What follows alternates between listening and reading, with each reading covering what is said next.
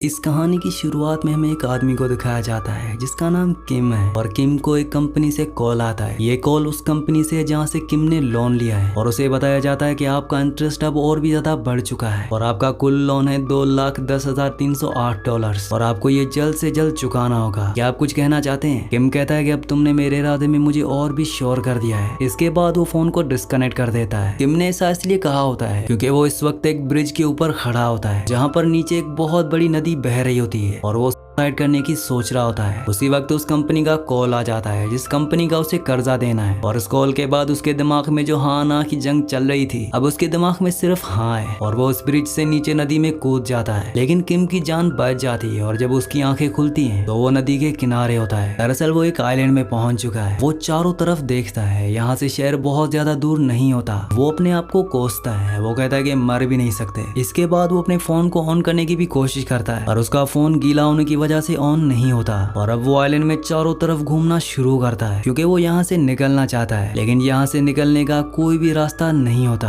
हालांकि ऊपर से एक बहुत बड़ा ब्रिज जा रहा होता है जहाँ से वो कूदा था, लेकिन इसका जो सीमेंट का खंबा होता है वो इतना सपाट होता है कि वो उस पर चढ़ ही नहीं सकता और किम को रात को वहीं पर सोना पड़ता है। अगली सुबह जब वो उठता है तो उसे एक शिप की आवाज आती है। वो भागता हुआ उस तरफ जाता है और उन्हें हाथ हिलाता है। वो कहता है कि मुझे मदद की जरूरत है, मैं यहाँ पर फंस चुका हूँ। लेकिन शिप के ऊपर जो लोग होते हैं उन्हें लगता है कि किम उन्हें हाथ हिला रहा है, वो उन्हें हाय कर रहा है, तो वो भी उसे हाथ हिलाना शुरू कर देते हैं। किम बहुत चिल्लाता है, वो अलग अलग तरीके से हाथ हिलाता है, लेकिन जो आदमी उसे देख रहा होता है वो भी उसी की तरह से हाथ हिलाता है। उसे लगता है कि वो उसे हाय कर रहे हैं। अब शिप वहां से गुजर जाता है। किम रेत में हेल्प लिखता है ताकि कोई उसे देख ले और उसकी मदद के लिए यहाँ पर आए। किम को पूरा कॉन्फिडेंस होता है कि कोई ना कोई यहाँ पर आएगा और उसकी मदद करेगा क्योंकि ये आइलैंड शहर के बहुत पास होता है। किम अपने फोन को दोबारा से ऑन करने की कोशिश करता है और इस बार उसका फोन ऑन हो जाता है। इस बात से उसे बहुत खुशी होती है और वो सबसे पहले इमरजेंसी कॉल करता है और किम उन्हें बताता है कि मैं एक आइलैंड में फंस गया हूँ, मुझे तुम्हारी मदद की जरूरत है। वो उसे उस आइलैंड का पता पूछते हैं। किम को इस आइलैंड का पता नहीं होता। वो उन्हें इतना कहता है कि हैंड रिवर के पास जो आइलैंड है मैं वहीं पर फंसा हूँ। ये बात सुनकर वहाँ पर जो आदमी किम की बातें सुन रहा होता है वो कहता है कि गेट लॉस्ट और फोन काट देता है क्योंकि हैंड रिवर के पास कोई भी ऐसा आइलैंड नहीं होता जहाँ पर कोई आदमी फंस सके।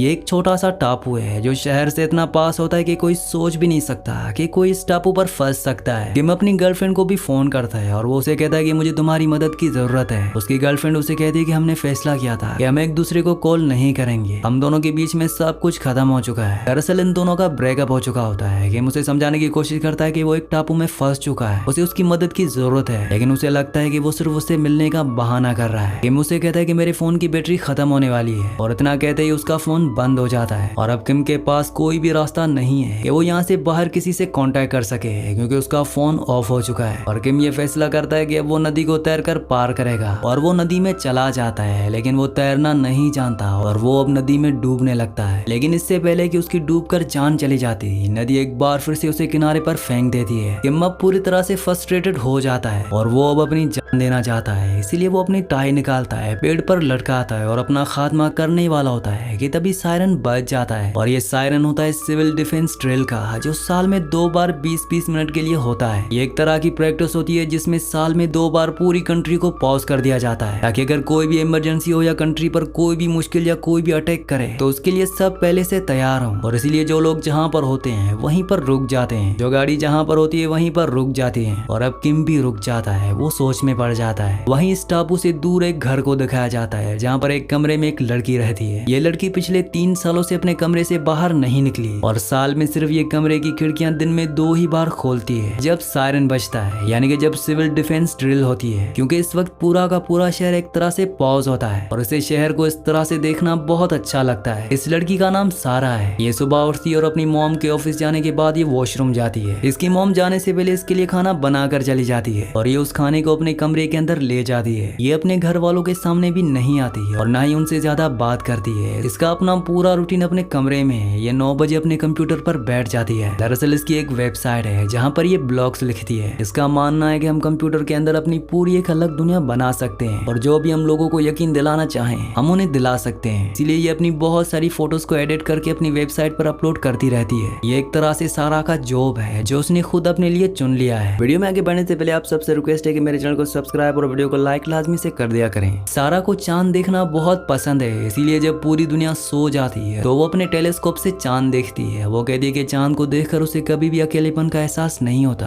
क्योंकि चांद भी बहुत अकेला है। ठीक उसी तरह जिस तरह से सारा अपनी जिंदगी में बिल्कुल अकेली है। सारा अपने आप को बिजी रखने के लिए वॉक भी करती है ताकि उसे लगे कि उसका दिन बहुत बिजी था। और आज साल के उन 2 दिनों में से एक दिन है जब सारा दिन के वक्त अपने कमरे के पर्दे खोलती है ताकि वो पूरे शहर को अपने टेलीस्कोप से देख सके। साथ ही वो शहर की फोटोज भी खींचती है। और जब वो बाहर देख रही होती है तभी उसकी नजर आइलैंड पर जाती है। और जब वो आइलैंड को जूम करके देखती है तो वहाँ पर हेल्प लिखा होता है, और ये हेल्प लिखा होता है किम ने। उसे लगता है कि ये किसी एलियन का काम है। और जब वो पूरे आइलैंड को अच्छे से अपने टेलीस्कोप से देखती है तो वो देखती है कि वहाँ पर किम अपनी देने के लिए गले में फंदा लगाने वाला होता है, लेकिन इस ड्रिल की वजह से वो भी पॉज हो गया होता है। और उसकी जो सुसाइड करने की स्टेट ऑफ माइंड होती है वो भी उसके दिमाग से अब चली जाती है। वो कहता है कि मैं अपनी जान कभी भी ले सकता हूँ, लेकिन अब वो नहीं करता। वहीं दूसरी तरफ सारा को दिखाया जाता है कि उसे रात भर नींद नहीं आती। उसे लगता है कि वो आदमी जिंदा होगा या मर गया होगा। वो अपनी दूरबीन से एक बार फिर से देखती है और वो देखती है कि वहाँ पर किम जिंदा है। वो शहर की तरफ देखकर चीख रहा है, चिल्ला रहा है, क्योंकि इस शहर ने उसे दुख के अलावा कुछ भी नहीं दिया। इसीलिए वो शहर को गालियां दे रहा होता है। अब किम को यहाँ पर भूख लग जाती है और जब वो आइलैंड में इधर उधर सर्च करता है तो उसे वहाँ पर फूल दिखते हैं। ये वो फूल थे जो किम बचपन में खाया करता था। वो कहता है कि कितने साल हो गए हैं मैंने इन फूलों को नहीं खाया। और जब वो उन फूलों को खाता है तो उसे बहुत रोना आता है, क्योंकि उसे अपना बचपन याद आ जाता है। शायद उसे वो दिन याद आ जाते हैं जब किसी पल में वो खुश था, लेकिन सिर्फ और सिर्फ फूल खाने से उसका पेट नहीं भर सकता है। इसीलिए यहाँ पर उसे जंगली मशरूम दिखती है। हालांकि ये जहरीली भी हो सकती है, लेकिन इससे इसकी कोई परवाह नहीं होती,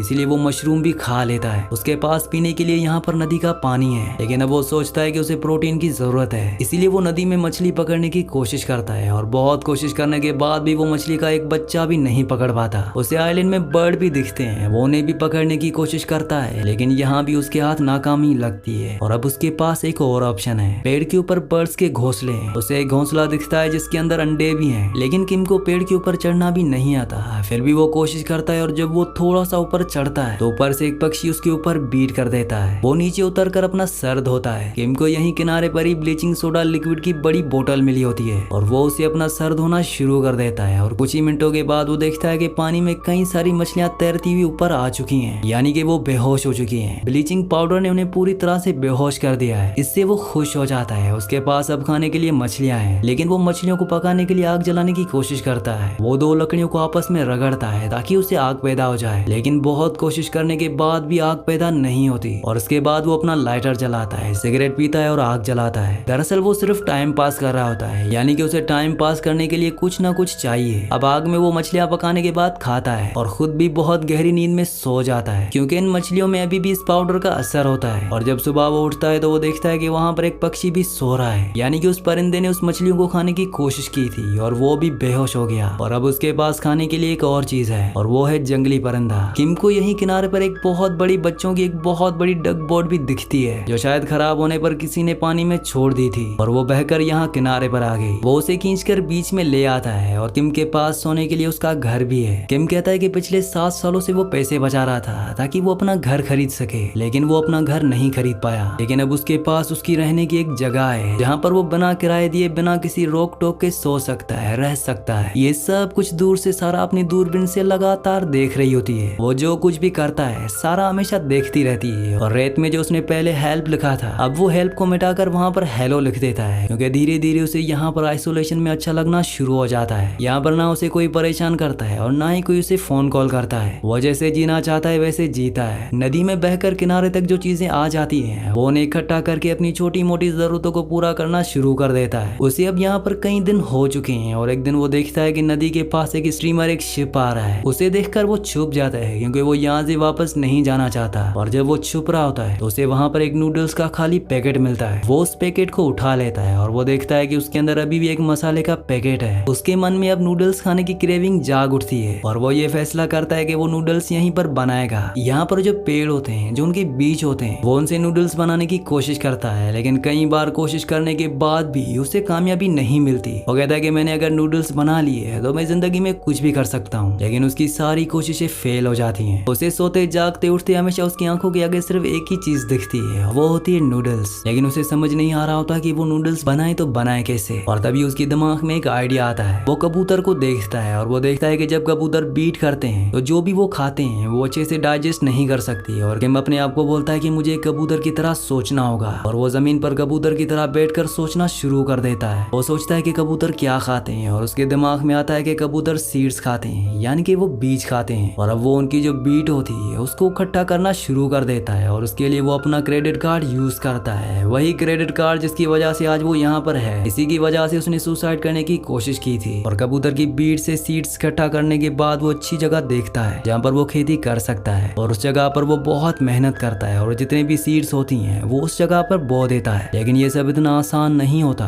वहाँ पर एक बहुत बड़ा पत्थर भी होता है जिसे हटाने में उसे बहुत मेहनत लगती है, लेकिन वो हार नहीं मानता। वो उस पत्थर को वहाँ से हटा देता है। इसी दौरान उसे बहुत पसीना भी आ जाता है और जब उसका पसीना उसकी जबान पर लगता है तो वो बहुत ही सॉल्टी होता है। ये उसकी मेहनत का पसीना है, ये पसीना है उसकी उम्मीद का। और उसने कई दिनों से सॉल्ट नहीं खाया, इसीलिए वो अपने पूरी बॉडी को चाटना शुरू कर देता है। वो कहता है कि मैंने जिंदगी में इससे साल्टी चीज कभी नहीं खाई। यहाँ खेती वाली जगह पर वो कुछ केचुए भी डाल देता है ताकि जमीन हवादार बने और उसकी फसल अच्छे से उगे। और जो टाई उसने पेड़ पर फांसी के लिए लगाई थी अब वो उसे उतार देता है और उसका जो सूट होता है उसे वो स्केरक्रो बनाता है ताकि कोई भी पक्षी उसके फसल के आसपास ना आ सके। अब ऐसा लगता है जैसे मानो उसकी जिंदगी में एक मकसद मिल गया और भले ये मकसद दूसरों के लिए बिल्कुल भी बेबुनियाद हो, लेकिन वो किसी भी तरह से फसल उगाकर नूडल्स बनाना चाहता है और जो उसके पास नूडल्स का मसाला है वो उसे उसमें डालकर नूडल्स खाना चाहता है। हालांकि एक बार उसने इस पैकेट को फाड़कर मसाला खाने की कोशिश भी की थी ताकि उसकी क्रेविंग मिट जाए, लेकिन उसने उस वक्त अपने आप को रोक लिया और ये तय किया कि किसी भी कीमत पर वो यहाँ पर नूडल्स बनाएगा। और अब सुबह से लेकर शाम तक हमेशा वो उसी बारे में सोचता है कि किस तरह से उसकी फसल उगेगी,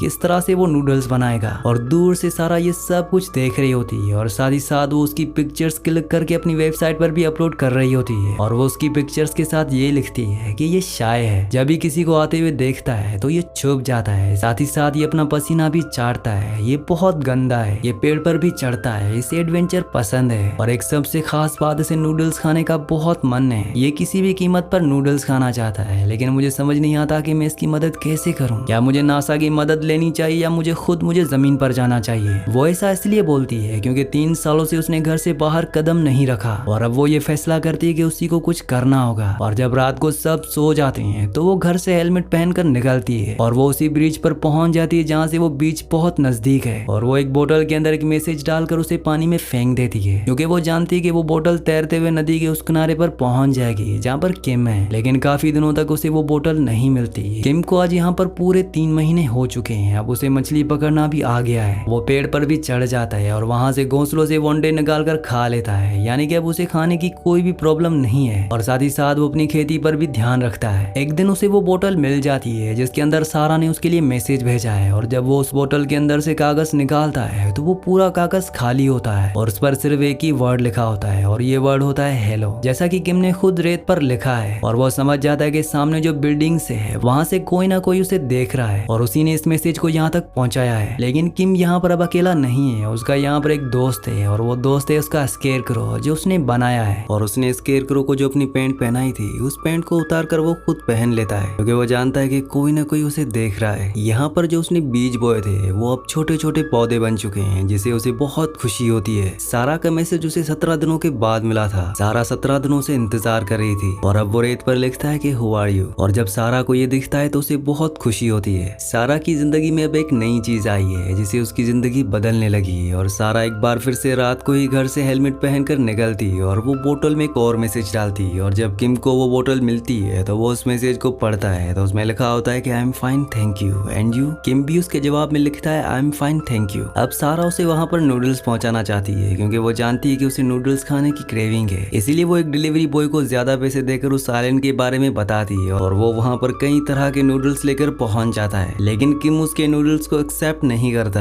और जब वो नूडल्स वाला वापस सारा के पास आता है तो सारा उसे पूछती है कि उसने क्या कहा। वो उसे कहता है कि तुम दोनों अजीब हो। उसने मुझे कहा है कि ये नूडल्स मेरे लिए एक होप है। दरअसल उसने सारा को ये मैसेज दिया होता है कि जो नूडल्स वो बनाने की कोशिश कर रहा है वही उसके जीने का एक मकसद है, उसके लिए एक उम्मीद है। यहाँ पर किम की जो फसल है अब वो धीरे धीरे उग चुकी होती है और जो बीज उसने बोया होता है वो कॉर्न का बीज होता है। और जब वो उसमें पहला कॉर्न उगते हुए देखता है तो उसकी आंखों में आंसू आ जाते हैं। उसे जिंदगी में इतनी खुशी कभी भी नहीं हुई। उसे लगता है कि जिंदगी में उसने कुछ अलग किया है, उसने कुछ अचीव कर लिया है। हो सकता है कि ये बात दूसरों के लिए बहुत छोटी हो लेकिन किम के उसके लिए बात बहुत बड़ी है। किम की जिंदगी से सारा की जिंदगी में भी बदलाव आता है और वो पहली बार अपने कमरे से बाहर अपनी मॉम के सामने आती है और वो कहती है कि आप मेरे लिए कुछ गमले और कॉर्न के बीज ले आएंगी। दरअसल मैं कॉर्न उगाना चाहती हूँ और ये कहकर वो अंदर चली जाती है। इस बात से सारा की मॉम को बहुत खुशी होती है क्योंकि उसकी जिंदगी बदल रही है, अब वो धीरे धीरे नॉर्मल हो रही है। वहीं किम के कॉर्न अब पूरी तरह से पक चुके हैं और वो पहली बार अपनी फसल से कॉर्न तोड़ता है और वो उसे नूडल्स बनाता है और जो पैकेट उसने कई महीनों से अपने पास बचा कर रखा था जिसमें नूडल्स का मसाला है, वो मसाला उसके अंदर डालता है और जब नूडल्स बन जाते हैं और जब वो उन्हें खाता है तो उसकी आंखों में आंसू होते हैं। वो बहुत ही इमोशनल हो जाता है क्योंकि ये उसके लिए महज नूडल्स नहीं बल्कि ये उसके लिए वो उम्मीद है जिसने उसे जिंदा रखा है, जिसने उसे सिखाया कि जिंदगी में हमें कभी भी हार नहीं माननी चाहिए बल्कि हमेशा पॉजिटिव रहकर काम करते रहना चाहिए। और किम को रोते हुए और नूडल्स खाते हुए दूर से सारा अपने कैमरे से अपनी दूरबीन से देख रही होती है और वो उसके लिए एक नोट भी भेजती है जिसमें वो लिखती है कि कांग्रेचुलेशंस। और ये नोट पढ़ने के बाद किम भी अब रेट पर उससे एक सवाल पूछता है। वो वहाँ पर लिखता है who are you and why, यानी कि तुम कौन हो और तुम मुझे मैसेजेस क्यों भेजती हो। सारा इसे देख लेती है लेकिन वो उसका रिप्लाई नहीं देती। वो उसकी वेबसाइट पर जहाँ पर वो किम की स्टोरीज और अपनी चीजों को शेयर करती है वहाँ पर नीचे कमेंट्स होते हैं कि ये पेज फेक है क्योंकि सारा ने वहाँ पर जिसकी फोटो लगाई होती है वो खुद नहीं होती बल्कि उसने किसी और की फोटो लगाई होती है और वो लोग जो उसे फॉलो करते हैं उसमें से एक आदमी उसे जानता है। दरअसल वो उसकी दोस्त होती है, इसीलिए वो कमेंट में लिखता है कि ये पेज फेक है और वो उसे गालियां भी लिखता है और साथ ही साथ जितने भी और उसके फॉलोअर्स होते हैं वो भी उसे उल्टा सीधा कहते हैं जिससे उसकी आंखों में आंसू आ जाते हैं क्योंकि उसने इसके लिए बहुत मेहनत की होती है और अब लोग उसे झूठा कह रहे हैं, इसलिए वो डिप्रेस हो जाती है। वहीं आइलैंड पर यह दिखाया जाता है कि किम सारा के मैसेज का कई दिनों से इंतजार कर रहा होता है लेकिन सारा उसे रिप्लाई नहीं करती। अब किम जब आइलैंड पर अकेला बैठा होता है तो वहाँ पर बारिश होना शुरू हो जाती है और धीरे धीरे ये बारिश एक तूफान का रूप ले लेती है और उसकी सारी फसल इसमें तबाह हो जाती है और उसकी जो डग होती है जिसके अंदर वो रहता है, जो उसका घर है, वो भी अब पानी में बहना शुरू हो जाता है। लेकिन वो उसे पकड़ लेता है क्योंकि वो किसी भी कीमत पर अपने घर को नहीं छोड़ना चाहता। लेकिन पानी का बहाव उतना तेज होता है कि वो भी उसे छूट जाती है, यानी कि अब उसका सब कुछ तबाह हो चुका है। अगली सुबह जब सारा अपने कैमरे से अपनी दूरबीन से देखती है तो वहाँ पर वो बिल्कुल उदास बैठा होता है और वो अपना गुस्सा दिखाने के लिए वहाँ पर सारा के लिए एक मैसेज भी लिखता है और तभी उसे पीछे कुछ रिंग होने की आवाज आती है और जब वो पीछे देखता है तो वहाँ पर गवर्नमेंट के 2 एम्प्लॉय होते हैं जो इस जगह को ठीक करने के लिए, साफ करने के लिए आए हैं। उन्हें देखकर किम भागना शुरू कर देता है क्योंकि वो इस आइलैंड से नहीं जाना चाहता। वो भी उसका पीछा करते हैं लेकिन जब किम और दूर भागता है तो वहाँ पर और भी कई सारे लोग होते हैं और वो किम को पकड़ लेते हैं। वो किम को कहते हैं कि तुम इस आइलैंड पर क्या कर रहे हो, यहाँ पर आना मना है, यहाँ पर कोई नहीं रह सकता। किम उनसे बहुत दरख्वास्त करता है। वो कहता है कि मुझे यहाँ पर रहने दो, मैं यहाँ पर रहना चाहता हूँ। लेकिन वो ऑफिसर्स उसे कपड़े पहनाकर बोट में सवार कर देते हैं और किम से अब उसकी छोटी सी दुनिया जो उसने यहाँ पर बनाई थी वो पूरी तरह से छीन चुकी है और साथ ही साथ वो इस आइलैंड से जा रहा है। इसीलिए वो उस तरफ देख रहा होता है जहाँ से सारा उसे देखती थी क्योंकि यहाँ से निकलने के बाद वो सारा से अब कभी भी कांटेक्ट नहीं कर सकता और ना ही सारा उसे कांटेक्ट कर सकती है। सारा ये सब कुछ देख रही होती है और वो अपने घर से कई सालों से दिन के वक्त बाहर नहीं निकली होती। लेकिन अगर आज वो बाहर नहीं निकली है तो वो किम को हमेशा के लिए खो देगी। इसीलिए वो घर से बाहर निकलती और पागलों की तरह उस तरफ दौड़ना शुरू कर देती है जहाँ पर किम उससे मिल सकता है। किम को वहाँ सड़क पर छोड़ दिया होता है और वो बस का इंतजार कर रहा होता है और तभी वहाँ पर बस आती है और किम जब बस में चढ़ रहा होता है तो सारा उसे देख लेती है। सारा बस की तरफ भागती है लेकिन तब तक बस चल देती है। हालांकि सारा बस को चेस करने की भी कोशिश करती है लेकिन कुछ ही पलों में बस उसकी आंखों से ओझल हो जाती है और अब किम और सारा हमेशा के लिए एक दूसरे से अलग हो गए। सारा भी अब अपने घर की तरफ लौटना शुरू कर देती है। इन दोनों की आंखों में आंसू होते हैं और तभी एक अलार्म बजता है और ये अलार्म होता है सिविल डिफेंस ड्रिल का जो साल में 2 बार बजता है और इस वक्त पूरा मुल्क 20 मिनट के लिए जहाँ का तहाँ फ्रीज हो जाता है और सारा समझ जाती है कि वो बस भी रुक चुकी होगी और वो भागते हुए उस बस की तरफ जाती है और वो बस में चढ़ जाती है। किम उसे ध्यान से देखता है। वो किम के पास जाती है और वो कहती है कि माय नेम इज सारा, हु आर यू। किम उसकी बात का कोई भी जवाब नहीं दे पाता। उसने अपनी जिंदगी में एक बार फिर से होप खो दी थी लेकिन अब उसकी होप दोबारा से लौट आई है और तभी एक बार फिर से सायरन बजता है क्योंकि 20 मिनट हो चुके हैं और जैसे ही बस आगे चलती है तो सारा को एक झटका लगता है। वो गिरने ही वाली होती है कि किम उसका हाथ पकड़ लेता है और इससे सारा के चेहरे पर भी मुस्कुराहट आ जाती है और ये इस बात का सिंबल है कि अब ये दोनों हमेशा के लिए एक साथ हैं। इसी सीन के साथ इस मूवी का एंड हो जाता है। अगली कहानी आप किस मूवी पर सुनना चाहते हैं मुझे नीचे कमेंट्स में जरूर बताना क्योंकि मैं आपकी कमेंट्स पढ़ता हूँ और आपके प्यारे प्यारे कमेंट्स का बहुत बहुत शुक्रिया।